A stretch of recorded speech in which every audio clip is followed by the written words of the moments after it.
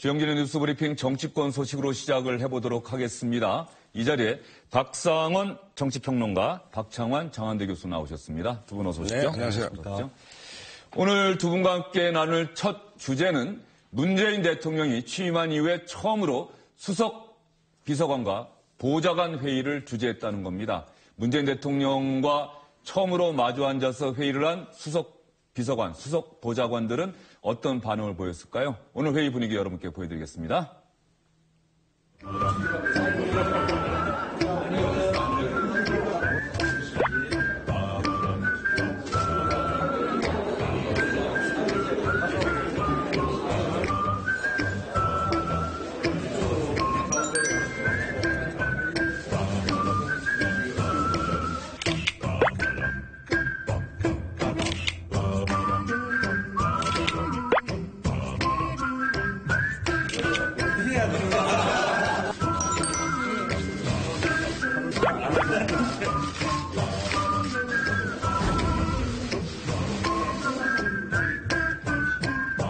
지금 첫 번째 수석보좌관 회의입니다. 저로서는 10년 만에 수석보좌관 회의를 하는 거여서 여러모로 아주 감회가 깊습니다. 이 수석보좌관 회의가 우리 청와대의 거의 꽃이라고 할 수 있습니다. 이 청와대가 굉장히 회의가 많습니다. 우리 내부 회의뿐만 아니라 부처들하고 조정하는 회의도 많고, 그래서 회의에 치여서 정말 부둥거리게 되는데, 그렇게 생각하면 수고회라도 최대한 줄여드리는 게 도와드리는 길인데, 아무리 그렇더라도 일주일에 한 2번 정도, 그래서 월요일, 목요일 이렇게는 아예 정기적으로 할 필요가 있을 것 같습니다.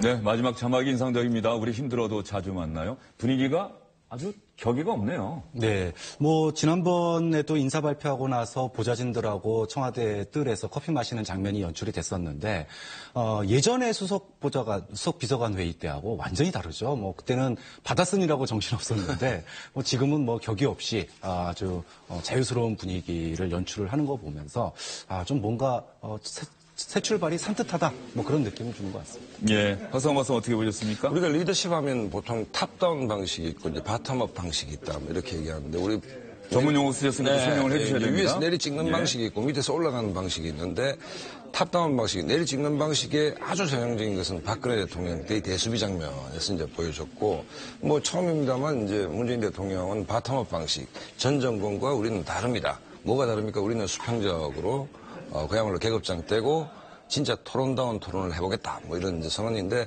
일단 장단점이 있겠죠. 하지만 확연히 달라 보인다. 이것은 틀림없습니다.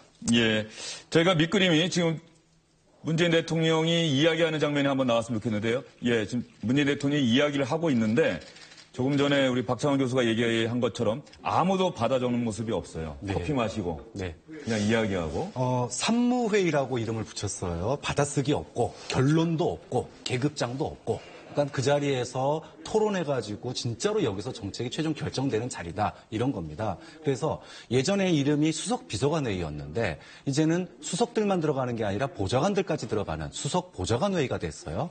이게 단순하게 인원이 는 게 아니라 실무 담당자라고 할 수 있는 보좌관들도 들어와서 그 정책을 주장하는 이유 이런 것들을 실질적으로 좀 그 자리에서 토론하고 그리고 여기서 정말로 박터지게 싸워가지고 결론을 내자 이런 얘기니까 당연히 수첩은 있을 수가 없겠죠. 네, 조금 전에 화면에 조국 민정수석 옆에 맨 끝자리에 앉은 사람이 최근에 임명된 조한기 의전비서관인데 조한기 의전비서관만 뭔가 좀 적고 있는 모습이 보였습니다. 아니 근데 적으려면 또 적어야 되는 것이죠. 근데 예를 들어 가장 중요한 것은 뭐냐면 저 그림이 아니고 문재인 대통령의 의지다. 그러니까 이 수평적 회의를 하려면 문 대통령이 앞으로 회의가 수천 번 있지 않겠습니까? 우리 얼굴 기관 중에 입과 귀가 있는데 대통령부터 입을 좀 줄이고 귀를 여는 그게 지속적으로 가능해야 지금 이 정신이 살아난다고 봅니다. 그러니까 대통령께서 말씀을 좀 줄이고 비서들의 얘기들을 귀담아 들을 필요가 있다. 그것이 수평적 리더십의 전제 조건이다. 이런 생각이 듭니다. 방금 그 말씀과 관련해서 문재인 대통령이 오늘 수석 보좌관 회의 처음이기 때문에 모두 발언을 했습니다. 이때 임종석 비서실장이 대통령에게 혹시 대통령과 생각이 다르면 저희가 이야기를 좀 해도 되겠습니까? 라고 물었더니 문재인 대통령은 물론입니다. 라면서 이렇게 얘기를 했습니다.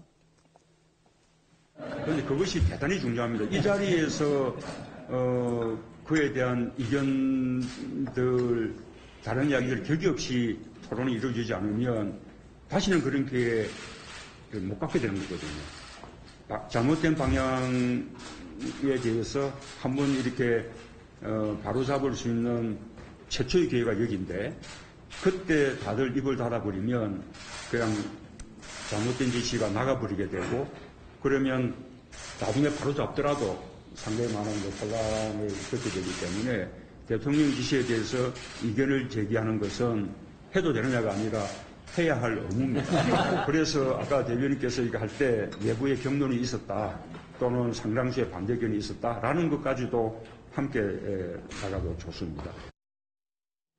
대통령에게 이견을 제기하는 것은 해도 되는 일이 아니라 반드시 해야 될 일이다, 의무다 이렇게 얘기를 했습니다. 그러니까 이제 좋습니다. 좋은데 제 말씀은 우리가 아무리 이제 우리 현재 현행 헌법에 대해서 헌법을 바꿔야 된다는 것이 대통령이 처음에는 저렇게 시작하다가도 결국 제왕적 대통령제가 되는 것은 진보 보수의 문제가 아니고 현행 그 대통령 중심제의 폐단으로 지적됐지 않습니까? 그렇기 때문에 아무리 훌륭한 의도로 시작하더라도 대통령의 의지가 중요하다. 그러니까 이 일을 제기해달라고 하지만 회의 중에 우리가 회의 많이 해보셨죠. 제일 상사, 제일 선배가 혼자 말을 다 하면 후배들이 끼어들기가 힘들거든요. 그렇기 어렵죠? 때문에 예. 어찌됐든 이런 분위기 아주 좋습니다. 좋고 저것이 일관되고 국민을 위해서 좀 더 보람된 방향으로 작동이 되려면 비서관, 보좌관들의 역할이 아니고 대통령의 강력한 의지가 필요하다. 내가 입을 좀 닫고 길을 열겠다는 일관된 자기 의지가 없으면 저게 얼마나 가겠냐 의구심들을 많은 국민들이 갖고 있다 이렇게. 박상원 박사도 시작은 대단히 좋다. 그런데 이런 상황이 계속 유지되기 위해서는 대통령의 의지가 대단히 중요하다. 그런데 또 역으로 대통령에 의해서 임명되긴 했지만 수석 비서관들, 보좌관들도 중요하지 않겠어요? 자리를 걸고 얘기할 수 있는 그런 사람들이 돼야 되지 않겠습니까? 이제는? 맞습니다. 우리가 이제 대통령의 끝이 안 좋으면 주변에서 도대체 뭐 했냐, 보좌진들 뭐 했냐, 이런 얘기를 국민들이 많이 해왔거든요. 지난 탄핵 사태는 말할 것도 없고요. 근데 이제 사실 문재인 대통령의 발언은 너무나 상식적인 얘기예요. 보좌진이 대통령의 보좌진이 아니고 국민의 보좌진이다라고 얘기하는 것은 국민을 위한 정책을 만드는 것이기 때문에 대통령의 의중을 살필 게 아니라는 거죠. 그런 점에서 반대 의견을 얘기하는 건 의무다라고 얘기를 하셨는데 이게 아까 얼마나 가겠냐 그랬지만 너무나 상식적인 게 이제까지 되지 않은 게 문제고요. 상식의 나라에서는 이게 기본이 돼야 되겠죠. 예. 노무현 전 대통령이 밑에 보좌진에서 한 번 이의를 제기하면은 토론을 해서 이겨서 돌려보낸답니다. 네. 그러면 그 다음에 다른 관련 업무를 맡는 다른 보좌관이나 장관이 또 들어온다는 거예요. 그러면 그 당시에 그 의견을 받아들인다는 거죠. 그래서 왜 그러셨습니까? 토론하면 이길 텐데. 그런데 내가 계속해서 이겨버리면 저분들이 나한테 이제 다른 얘기를 하겠느냐. 그리고 저 정도로 와서 얘기한다는 건 당연히 그렇게 해야 되는 것 아니겠느냐. 그런 대목이 기억이 나는데. 그러면서 보면은 어쨌든 간에 참여정부와 지금 문재인 정부 닮은 듯 하면서 다르고 다른 듯 하면서 닮은 게 아닌가 이런 생각이 드는데 박 교수님 어떻게 생각하십니까? 지난 대선 기간 중간에 이제 이슈 중에 하나가 대북 인권 결의안에 기권한 거에 대한 이슈가 있었어요. 그 당시에는 그래서 북한의 그거를 의견을 구했냐 안 구했냐 이게 핵심이었는데 저는 사실 그거보다 청와대에서의 그 정책 결정의 어떤 과정에 있어가지고 그 대통령이 주재하는 회의라든지 또 이렇게 계속 모여서 이걸 기권해야 되냐 말아야 되냐를 가지고 치열하게 토론을 했던 거 그리고 그 기록을 갖다가 남겨둔 거 이런 게 저는 기본이라고 생각을 하거든요. 그런 점에서 지난 참여정부의 그런 기존의 그 이슈는 그대로 가져가되 근데 이번에 차이점이 있어요. 지난번에 참여정부에서 이라크 파병안에 대해서 사실 잘 대처를 못했거든요. 문재인 대통령이 그 얘기를 끄집어냈습니다. 그래서 우리가 지난번에 너무 그 안보 쪽에서 이라크 건을 파병권을 오래 잡고 있다 보니까 실질적인 토론을 못했다. 그런데 앞으로는 정문이 뭐냐 할 것 없이 모든 문제를 올려놓고 다각도 측면에서 토론을 하자. 그런 점에서는 참여정부하고 다른 배운 점이라고 할 수 있죠. 지금 자료화면을 보니까 말이죠. 참여정부 때와 수석 비서관회의 때 자리 배치도 다르네요. 네. 당시에는 대통령이 상석에 앉아 있었는데 지금은 문재인 대통령이 한 가운데 앉아서 그렇게 하는 모습이네요. 여민관 대통령 집무실에 이제 문재인 대통령이 어제 기뻐하는 모습이 내가 옛날 쓰던 원탁 한번 찾았다고. 그렇죠. 그래서 가져오라 했더니 그 원탁의 개념이 있죠. 원탁의 개념은 아까 뭐 전문 용어서 죄송합니다만 탑다운 방식은 아니죠. 라운드 테이블 방식이기 때문에. 근데 어쨌든 반복된 얘기인데 제가 잘못하고 있다는 얘기가 아니고 뭐 예를 들어서 지금 그 아까 계급장 떼고 하니까 노무현 전 대통령 시절에 계급장 떼고 사건이 있었죠. 정동영 그 당시 통일부 장관 계급장 떼고 붙어보고 싶다 뭐 이런 얘기가 있었는데 실제로 어떤 그건 진보 보수의 문제가 아니고 인간의 욕망, 권력의 어떤 속성상 기본적으로 회의가 예를 들어 카메라가 꺼진 뒤에 어떤 심각한 회의를 할 때 대통령의 권위에 도전해서 아니다라고 얘기하는 것이 그렇게 간단한 일은 아닙니다. 그렇기 때문에 제가 반복된 얘기지만 어찌됐든 저런 형태로 수평적 리더십이 작동이 되고 그것이 지속 가능하려면 결국은 대통령 중심제에서 대통령의 지금 갖고 계신 문재인 대통령의 의지가 굉장히 중요하다라고 봐집니다. 그다음에 최근에 뭐 유수의 세계적인 기업들 같은 경우에는 이 회의 문화가 과거하고 다르지 않습니까? 그렇기 때문에 어떤 저런 장면은 좋은데 지속 가능했으면 좋겠고 대통령의 의지가 중요하다. 이 말씀 계속 반복했습니다. 박상원 박사는 계속해서 대통령의 의지를 강조하는데 일단 시작하는 상황이니까요. 네. 앞으로도 계속 유지되기 위해서 대통령의 의지가 중요하다는 말씀 계속 해주셨습니다. 오늘 청와대에서 문재인 대통령의 의지가 중요하다고 박상원 박사가 말씀하셨는데 대통령의 의지가 반영된 또 하나의 브리핑이 있었습니다. 바로 여러분 많이 들으셨죠? 특수활동비. 청와대 특수활동비 대폭 줄이겠다는 브리핑을 이정도 총무비서관이 했습니다. 대통령 비서실은 금년도 특수활동비와 특정 업무경비 5월 현재액 127억 원 중 42%에 해당하는 53억 원을 절감하여 청년 일자리 창출, 소외계층 지원 예산으로 활용케 하겠습니다. 앞으로 대통령님의 공식 행사를 제외한 가족 식사 비용, 사적 비품 구입 등은 예산 지원을 전면 중단하겠습니다. 대통령께서는 앞으로 공식 회의를 위한 식사 이외에 개인적인 가족 식사 등을 위한 비용은 사비로 결제하게 됩니다. 이는 국민의 세금인 예산으로 비용을 지급할 수 있는 부분과 그렇지 않은 경우를 명확히 구분하겠다는 대통령의 의지입니다.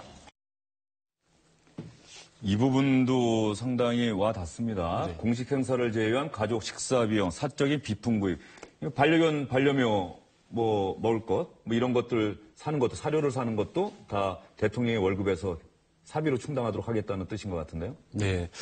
기대에 부응하는 정말 멘트였어요. 정말로 대통령 하나 바뀌었을 뿐인데 이렇게 바뀌나라는 생각이 드는데 정말 이번 정부 들어서서 디테일이 정말 강하다는 생각을 합니다. 5.18 때도 뭐 손 흔드는 게 좀 그랬었는데 이걸 손잡고 이렇게 양손으로 이렇게 흔드는 모습을 보여주는 것도 디테일이었고요.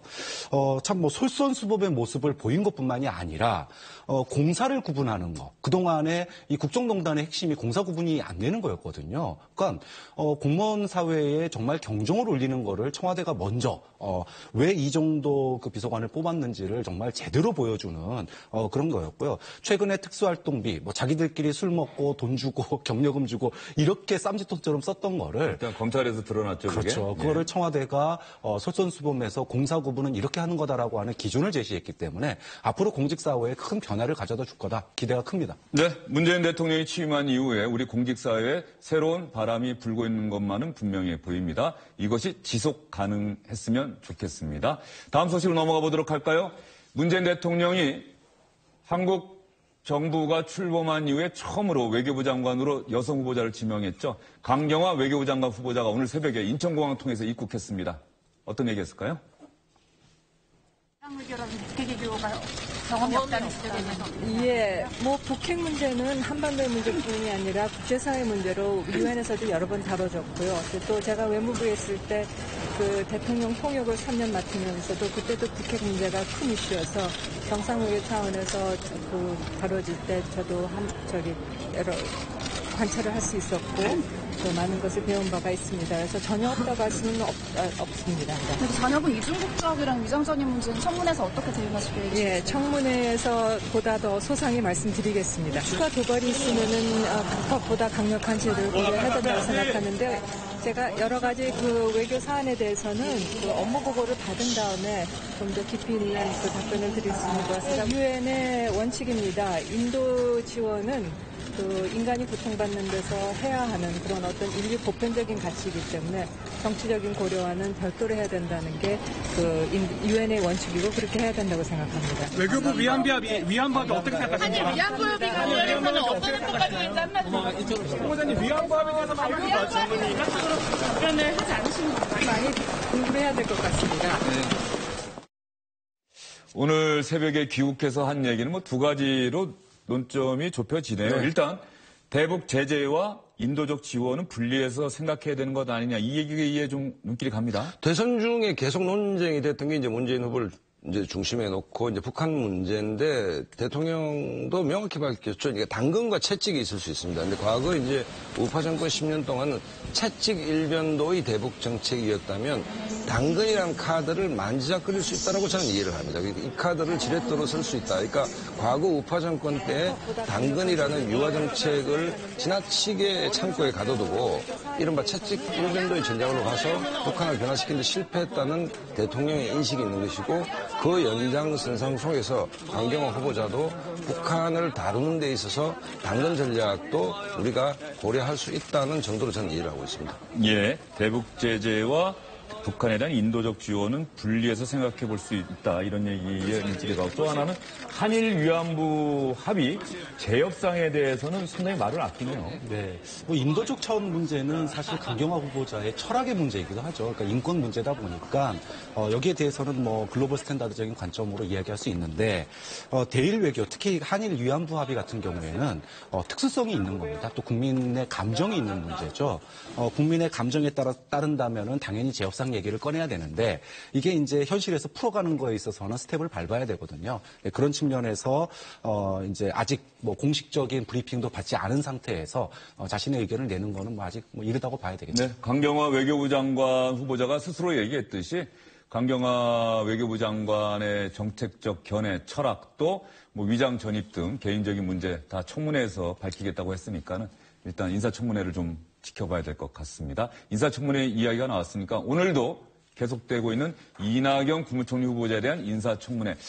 어제는 여야 의원들은 물론 후보자도 상당히 목소리를 낮추고 그래서 고성과 야유가 없는 가운데 차분하게 진행이 되는데 오늘은 어제와 분위기가 조금은 달라졌다고 합니다. 오늘 아침에 후보자께서 부인의 소득 신고 자료를 갖고 오셨습니다. 그 자료에 따르면 기관들에는 총 5점을 파셨습니다. 처음에는 전남개발공사에 판 2점밖에 없다고 했는데 왜 말을 바꿔 3점 더 팔린 게 나왔습니까? 잘 몰랐던 것이 우선 있고요. 이런 말씀 드리는 것도 참 부끄럽습니다만 도산하의 기관이라고 말씀드렸는데요. 5개 중에는 도산하의 기관이 아닌 것도 포함되어 있는 것으로 알고 있습니다. 전시된 작품들이 조영남 미술작품 대작 사건과 같이 중견 작가의 가필과 대작으로 이루어졌기 때문에 작품성이 떨어지고 그렇게 많은 작품이 양산될 수 있었다.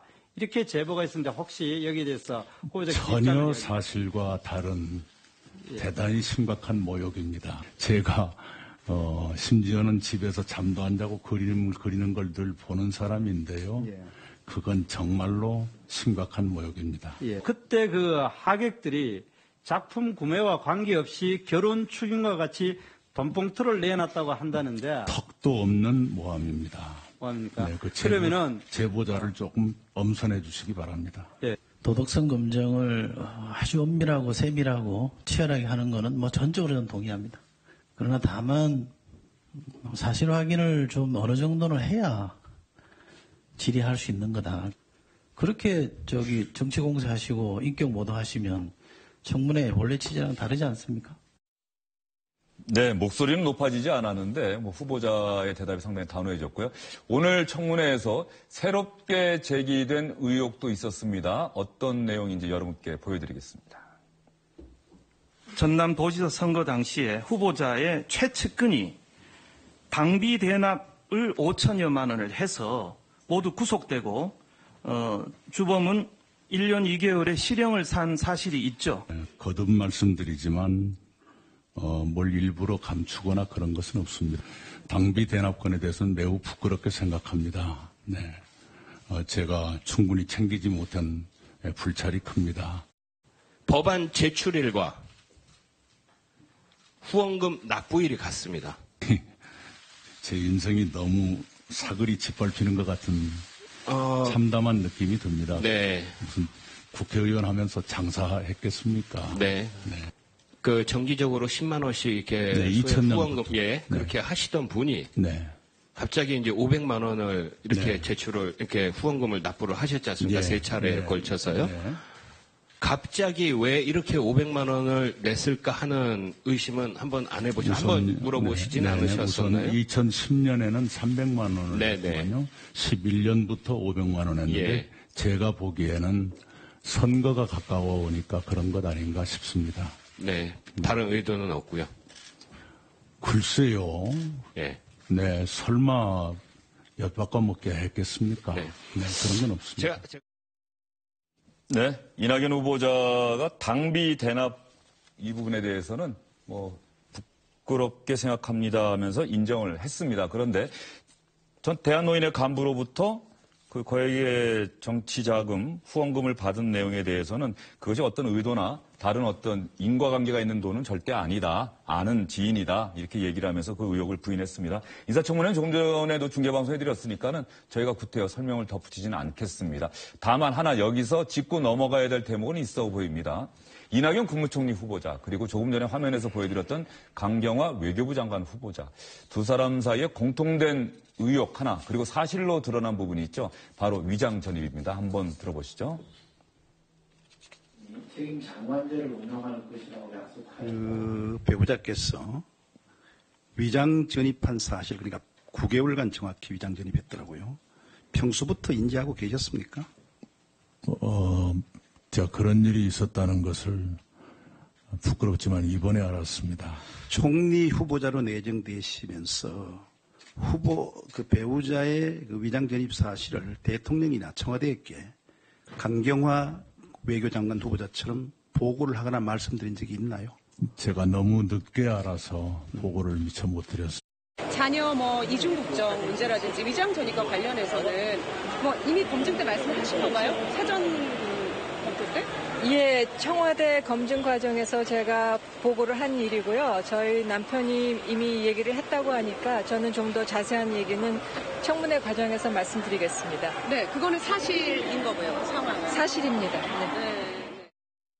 네, 여기서 이 장면을 보여드린 거는 문재인 대통령이 후보 시절에 5대 비리에 연루된 사람은 고위공직 임명해서 배제하겠다고 밝혔기 때문입니다. 병역 면탈, 부동산 투기, 세금 탈루, 위장 전입, 논문 표절. 네 번째 자리하고 있어요. 박상원 박사님. 네. 어떻게 보십니까? 위장 전입 내각이다. 야당에서 벌써 이런 주장도 나오는 것 야당이 같은데요. 주장할 수 있죠. 다만 이제 좀 크게 보면 아까 그 문재인 대통령 수석 보좌관 회의 하면서 분위기가 굉장히 좋았지 않습니까? 지금까지 그 허니문 기간이 끝나고 이제 레알로 오는 장면은 청문회다 사실은. 그래서 총리 후보자 청문회, 근데 외무부 장관 후보자 청문회가 있는데 이때부터 정말 이제 현실 정치 이제 대통령 당선자가 발을 딛게 되는 것이죠. 딛게 되는 것인데 제가 그냥 어설프게 취재한 바에 의하면 한국당이나 이제 바른정당 쪽에서도 강경화 외교장관 후보자는 총리 후보자 청문회를 워밍업으로 단단히 좀 벼르고 있는 것 같습니다. 이 지점을. 이 지점에서 이제 국민 여론이 어떻게 될 것인가가 핵심인데 어쨌든 현 정부로서는 곤혹스러운 것은 사실이죠. 사실인데 이게 어떻게 넘어갈지는 좀 지켜봐야 될 것 같습니다. 장관 후보자 정도 되고 국무총리 후보자 정도 되는 분이 과거에 위장 전입을 안 할 수가 없었나 또 이렇게 생각하시는 시청자분들도 있을 것 같아요. 네. 지난 9년 인사청문회가 도입된 이후에 얼마나 많은 국민들이 인사청문회 보면서 정말 환멸을 많이 느꼈지 않습니까?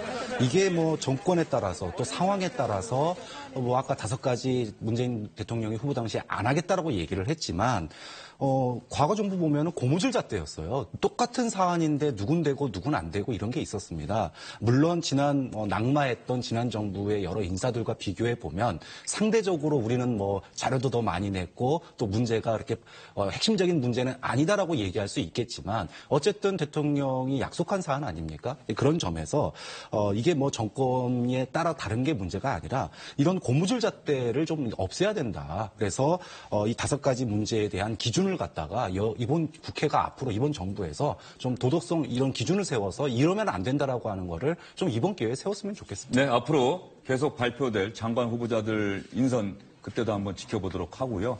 시간이 조금 지나긴 했습니다만 한 가지 짚고 넘어갈 대목, 생각해볼 대목이 있어서 여러분께 전해드리겠습니다. 이낙연 국무총리 후보자 인사청문회에 참석한 청문위원들, 특히 야당 의원들, 문재인 대통령 지지자들로 추정되는 분들로부터 너무 많은 비난 문자가 쏟아지고 있다. 이렇게 청문회 과정에서 실토하기도 했었죠. 밤새 그 문자 폭탄에 시달려가지고 잠도 제대로 자지 못하고 대신 욕은 하도 많이 얻어먹어서 배가 좀 부른 그런 실정입니다. 저는 총리 후보자께 쓴소리를 많이 했다고 또 문자 폭탄 받아가지고 휴대폰이 완전히 마비됐습니다. 어제 청문회 동안 저 또한 이 청문 내용에 대해서 불만을 표하는 분들의 문자를 많이 받았습니다. 박 교수님, 어떻게 생각하십니까?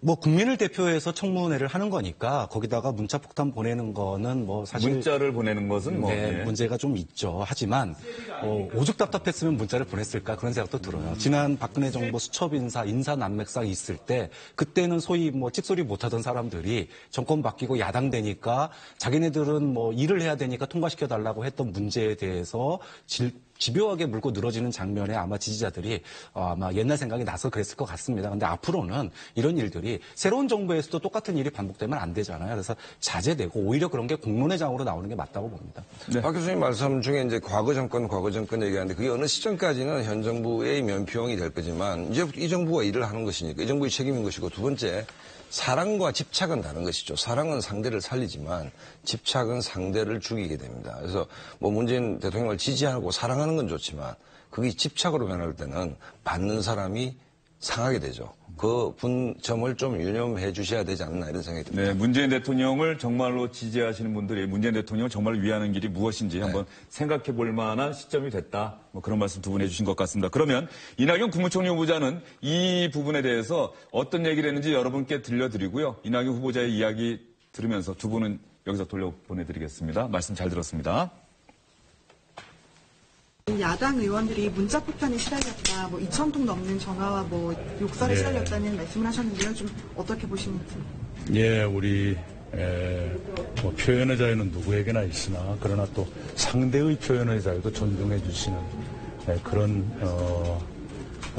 생각을 가져주셨으면 좋겠습니다. 우리 의정활동의 일부는 그 나름대로 존중받아야 한다 이렇게 생각합니다. 자제해달라는 요청을 하시는 건가요? 네, 표현의 자유는 지키시되 절도를 이루면 안 된다.